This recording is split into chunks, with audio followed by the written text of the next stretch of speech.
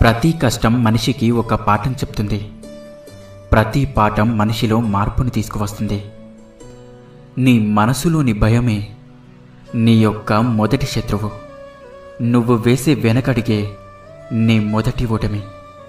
ఎదిగేవాడికి నిత్యం రగిలే గుణం ఉండాలి. ఎదిగిన వాడికి అనుక్షణం ఒదిగే లక్షణం ఉండాలి.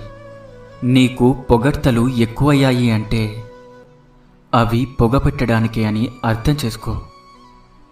తన మీద నమ్మకం ఉన్నవాడు ఒంటరిగా నిలబడతాడు.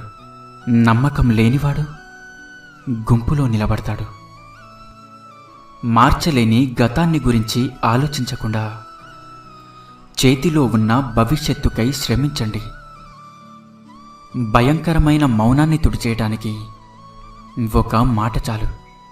అలాగే అనంతమైన దుఃఖాన్ని చెరిపేయడానికి ఒక చిన్న చిరునవ్వు చాలు. మనకు ఇష్టమైన దాన్ని, అలాగే కష్టపడి సంపాదించుకున్న దాన్ని అంత తొందరగా వదులుకోలేము. అది మనిషైనా డబ్బైనా.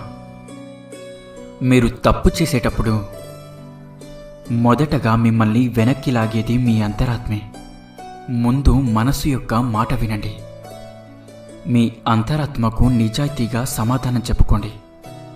ఈ రోజుల్లో మనం ఎంత బాగా నటిస్తే అంతమంది మిత్రులు, ఎంత నిజాయితీగా ఉంటే అంతమంది శత్రువులు.